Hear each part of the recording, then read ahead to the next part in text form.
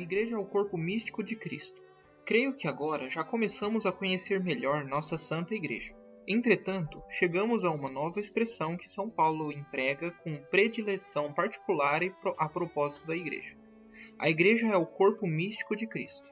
Assim como temos muitos membros em um só corpo, e todos os membros não têm a mesma função, assim também nós, que somos muitos, fazemos um só corpo em Cristo.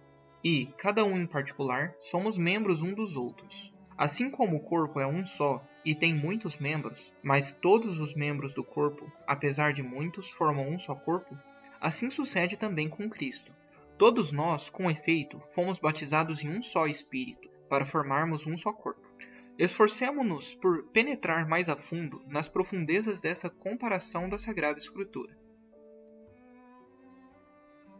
A vontade de Cristo era que seus discípulos formassem uma sociedade religiosa independente e sobrenatural, e assim, pela aplicação dos frutos da redenção, edificassem o corpo místico de Cristo. A Igreja tem por vocação primeira realizar a união sobrenatural com Deus pelo Cristo, transmitindo aos homens os frutos de redenção.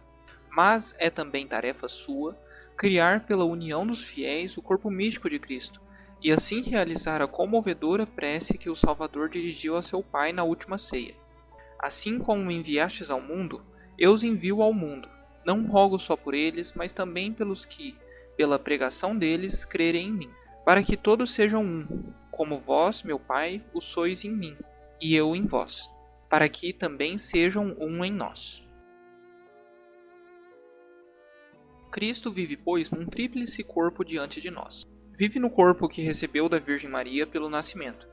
Vive no corpo misterioso que revestiu no Santíssimo Sacramento, debaixo das aparências do pão e do vinho. E, finalmente, vive no corpo constituído pela união de seus filhos queridos e fiéis, a Igreja Católica. Que dogma maravilhoso! A Igreja Católica é um organismo gigantesco, formado das almas e dos corpos de milhões e de centenas de milhões de homens. É o corpo vivo de Cristo, um corpo misterioso de que Cristo é a cabeça e o coração a Santa Missa. Esse coração a cada minuto derrama o sangue de Cristo nos membros, de maneira que, se eu pertenço à Igreja, estou constantemente em contato com a circulação do sangue de Cristo. A vida de Cristo pulsa em mim, a grandeza de Cristo amadurece em mim, a felicidade de Cristo flui no meu coração. Mas se a Igreja é o corpo místico de Cristo, então todos aqueles que pertencem à Igreja é membro do corpo de Cristo. Que incomparável honra para mim, mas que advertência social e que obrigação filial também. Sou membro do corpo de Cristo. Que incomparável honra para mim. Não sabeis que vossos corpos são membros de Cristo? Tomarei, então, os membros de Cristo para fazer deles membros de uma prostituta? Longe disso. Não sabeis que vosso corpo é o templo do Espírito Santo, que habita em vós e recebeste de Deus, e que não sois mais de vós mesmo? Porquanto fostes remidos a grande preço, glorificai, pois, e trazei a Deus em vossos corpos. Mas que advertência social ao mesmo tempo! Em cada um de meus irmãos, os católicos, verei e estimarei um membro do corpo místico de Cristo. Considerado exteriormente, é apenas uma fraca criança, um operário de fábrica, um lavrador, um pobre, um doente, um ancião impotente, mas interiormente, na realidade, é um membro do corpo de Cristo. Um convento de religiosas recebera um novo capelão, que soube que, entre as religiosas, se achava uma antiga condessa. Eu poderia facilmente ter sabido, disse um dia o capelão, quem era ela, mas não o perguntei. Porém, quando qualquer das religiosas vinha ter comigo, eu a tratava com a mesma consideração, com a mesma delicadeza como se fora ela a antiga condessa. Sim, todos somos nobres, príncipes, reis, nós, os membros do corpo místico de Cristo. Quando um instinto pecaminoso se erguer imperiosamente em ti, dizer-lhe, impossível, sou membro do corpo místico de Cristo. Quando quiseres arrastar alguém ao pecado, dizer-te, não tenho direito disso, é um membro do corpo de Cristo. Mas que obrigação filial também, nessa verdade, Cristo ordenou à Igreja ensinar todas as nações, de onde resulta que nós todos devemos ser discípulos dóceis e obedientes de nossa Igreja. São Paulo disse que a Igreja é a coluna e a base da verdade, de onde resulta, portanto, que devo seguir a Igreja cegamente, com confiança, perseverança e sem hesitação. É justamente isso o que coloca certas pessoas. Quanto juízo superficial, quanto sofisma ouvimos sobre esta questão? Acho indigno de mim, indigno de um homem instruído, razoável, inteligente, aceitar tal dogma que a religião católica me apresenta. Dizem alguns, quero refletir nisso, quero discernir eu próprio o que devo crer ou não, o que devo aceitar ou não. Ora, 1 minuto de reflexão demonstra-nos que tais palavras são vazias de sentido.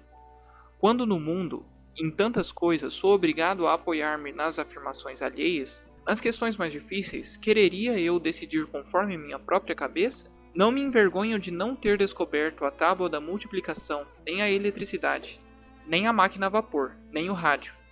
Não me envergonho de haver recebido tudo isso de outrem. No entanto, quereria seguir meu próprio caminho aí, onde o êxito é mais difícil. Achar a Deus com a razão humana entregue a si mesma? Por que é que a igreja prende-me com dogmas? É a queixa de alguns. Porventura, os marujos se queixam de que os faróis projetam a sua luz no mar encapelado e assim lhes indiquem a boa direção? Os nossos dogmas são faróis que indicam o caminho no oceano da vida. Tenho minha religião própria, mas não no sentido da igreja. Acharei a Cristo por mim mesmo, não necessito para isso pertencer a uma igreja. É a reflexão de certos outros, que assim se extraviam por um falso caminho. O cristianismo não pode ser separado da igreja. Toda ideia, todo princípio precisa de uma forma de vida, de uma personificação. A religião de Cristo não é uma abstração suspensa no ar, mas uma realidade incorporada na Igreja Católica Romana. Por que é que a igreja me mantém sob tutela? Tenho religião, mas não pertenço a nenhuma igreja. Busco a Deus por meus próprios caminhos. Quantos buscam e buscam em vão? Quantos têm buscado a Deus segundo a sua fantasia? E só o têm achado após longos anos de passos em falso. Quando reencontram enfim o caminho da velha igreja abandonada, viram que querer ter religião sem a igreja é andar às apalpadelas por uma noite de neblinas, ao longo de um precipício. Viram que religião sem confissão é confusão. Por uma tarde de outono, estou sentado em um trem. Chove. Olho para as vidraças. Uma gota cai no vidro e fixa-se nele. Ela também quisera correr, mas não pode. A profundeza atrai-a, porém ela não lhe acha o caminho. Mas agora 2 gotas caem juntas, e incontinentes descem. Um risquinho, uma trilhazinha marca-lhes o rastro, e quando uma gota cai, corre depressa para baixo, para sua meta. Mas a gota que cai ao longo do caminho, debalde se esforça por prosseguir sua rota. Minha alma também é atraída pela profundeza divina, mas, enquanto entregue a mim mesmo, não acho a Deus. Mais facilmente chego a ele se me mantenho no caminho comum das almas. Foi a Igreja Católica quem traçou o caminho das almas para Deus. E se não houvesse Igreja Católica, o cristianismo há muito que teria desaparecido da superfície da terra. No capítulo 9 dos Atos dos Apóstolos, fala-se da maravilhosa conversão de Saulo. Saulo queria, com um ardor fanático, exterminar a igreja principiante, a primeira cristandade. Quando se dirigia a Damasco para trazer os cristãos daquela cidade acorrentados a Jerusalém, uma luz circundou-o de súbito na estrada, e ele ouviu essas palavras: Saulo, Saulo, por que me persegues? Quem sois vós, Senhor? Perguntou Saulo. Sou Jesus, a quem persegues, foi a resposta. Não é esse um fato notável? Saulo persegue a igreja e, no entanto, ouve: Eu sou Jesus, a quem persegues. Oh, sim! É por isso que eu venero, que eu amo a minha igreja, porque ela é Cristo vivo no meio de nós, a esposa de Cristo, o corpo místico de Cristo.